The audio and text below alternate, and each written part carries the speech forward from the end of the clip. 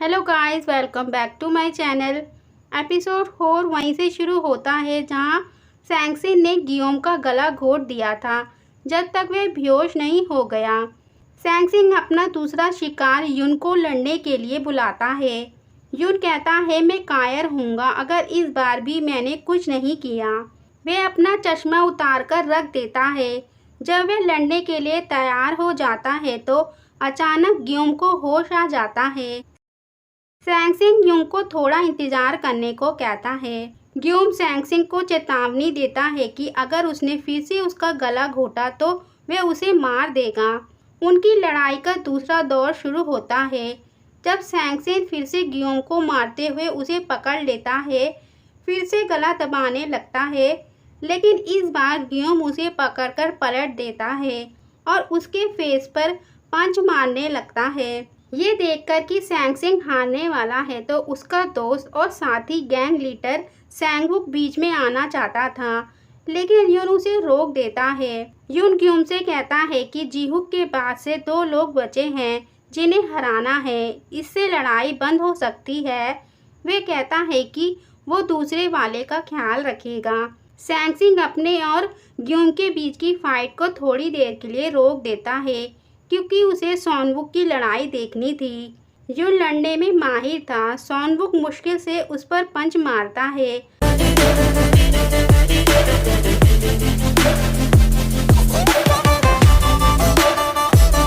जबकि युन अपने बेहतरीन स्किल्स का यूज करता है। वह फैंस बेनिफिट्स नाम राउंड किक के साथ लड़ाई खत्म करता है। ये देखकर सैंक्सिन जोर जोर से हंसने लगता है और कहता है कि फ्यूचर में उनके खिलाफ लड़ने की कोशिश करने वाले किसी के भी वे दोनों हाथों को तोड़ देगा। लेकिन ग्यूम को हराना आसान नहीं था। फिर से दोनों के बीच फाइट शुरू होती है तो सैंक्सिन ग्यूम के हाथों को पकड़कर मोड़ने लगता है, लेकिन ग्यूम अपने हाथ को बचा लेता है और युन की तरह फैन बेनिफिट्स राउंड किक की नकल करके लड़ाई खत्म कर देता है। ग्यूम तब तक सैंक्सिन का गला घोटता है जब तक कि वह बेहोश नहीं हो जाता और उसे याद दिलाता है कि उसने चेतावनी दी थी कि अगर उसने फिर से उसकी गर्दन पर हाथ रखा तो उसे मार देगा। सैंक्सिन बेहोश हो जाता है। गियोम और युन बैंड रूम से ये चेतावनी देते हुए निकलते हैं कि फ्यूचर में स्कूल में फिर से कुछ ऐसा ना किया जाए तो बेहतर होगा।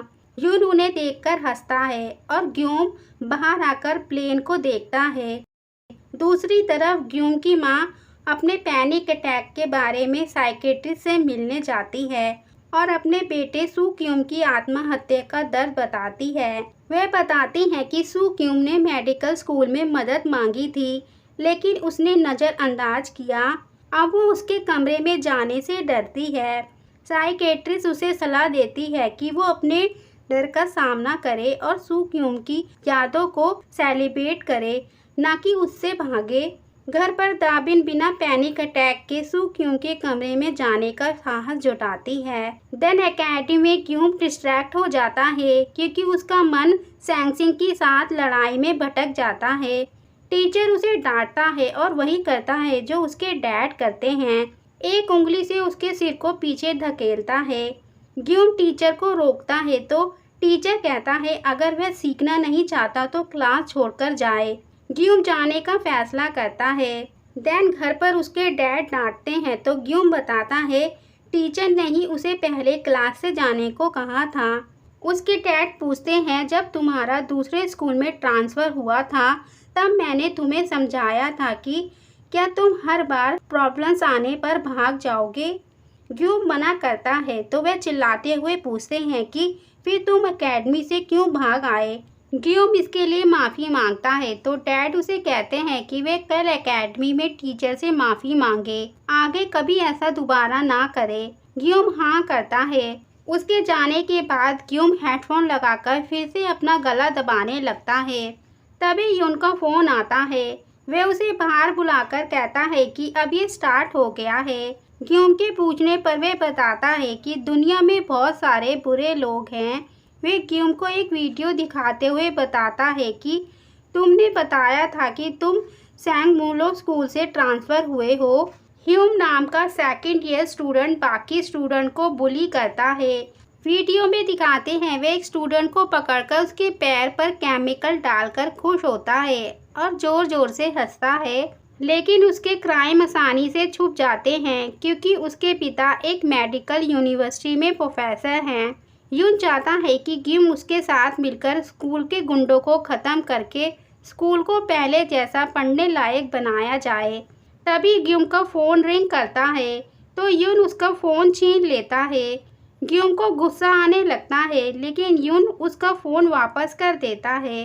जब वह वहाँ से जाने लगता है तो एक स्टूडेंट उसे रोककर गिम को थैंक यू करता है और बताता है कि होंगली से जब से तुमने लड़ा है तब से उसने मुझे तंग नहीं किया। वह इसके लिए उसे ड्रिंक दे रहा था, लेकिन यून कहता है कि तुम उसे थैंक यू मत बोलो क्योंकि वह अपने दिल की अच्छाई से ऐसा नहीं कर रहा था। वे केवल अपने डैड से मिल रहे दबाव को दूर करने का तरीका खोज रहा था क्योंकि वह उनका सामना नहीं कर सकता। गिव वहाँ से चला जाता है। वह ड्रिंक यून ले लेता है। देन बाद में गिम के डैड उसे एक इवेंट पे ले जाते हैं।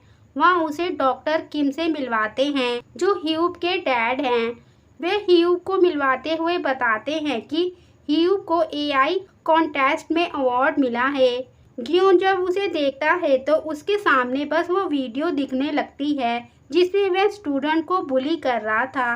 सोक ताई पूछते हैं कि इतने यंग लड़के ने ऐसा कैसे किया, तो ह्यूब बताता है कि एक बार उसके पैर में चोट लगी थी। तभी उसको एहसास हुआ कि स्कूल में व्हीलचेयर के लिए कोई सुविधा नहीं थी, तभी मैंने इसे बनाया। गियोम के डैड जब उसे हेलो करने को कहते हैं तो गियोम पूछता है सॉन्ग बॉम्ब को क्या हुआ। ह्यूब के डैड डॉक्टर किम इसे अफवाह बताते हैं, लेकिन गियोम नहीं मानता और बताता है मेरे पास वीडियो है।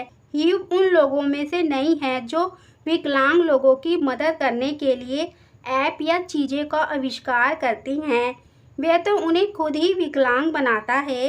ये कितना भयानक है। ह्यूब के पिता ये समझाने की कोशिश करते रहते हैं कि ये सब अफवाह है। गियोम के डैड उसे वहाँ से ले जाते हैं। दूसरे सीन में सू क्यूम की माँ साइकेट्रिस्ट को बताती है कि सू क्यूम के साथ क्या हुआ था।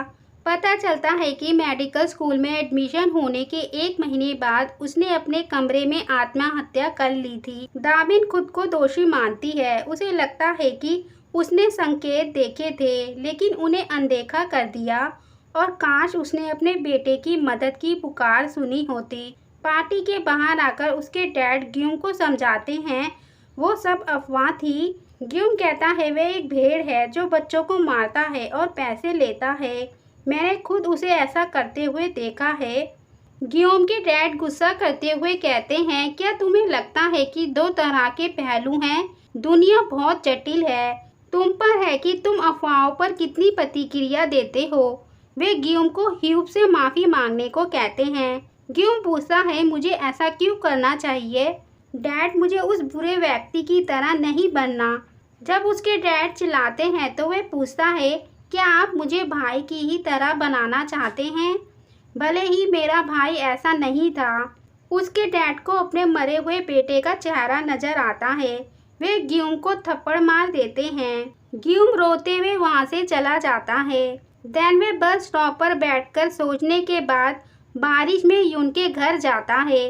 वे ह्यूब को पकड़ने के लिए मान जाता है। देन इधर ह्यूब एक लड़के को ढूंढकर उसे मारते हुए एक जगह आने को कहता है। बाद में वह लड़का अपने आप को मारने की कोशिश करता है, लेकिन वह ऐसा नहीं कर पाता। तभी वहाँ 2 लोगों की परछाई दिखाई देती है। वे उस लड़के जोंगुन को आवाज़ देते हैं। इसके बाद जोंगुन को ह्यूब और उसके दोस्तों के साथ मिलकर उसे मारते हुए दिखाते हैं। तभी वहाँ गियोम और यून भूरे रंग के शॉर्ट, हुडी, लाल चेहरे वाला मास्क पहने हुए आते हैं और पूछते हैं क्या यहाँ पर मिस्टर किम नाम ह्यूब है। इसी के साथ ये एपिसोड यहीं पे एंड होता है। Thanks to watching.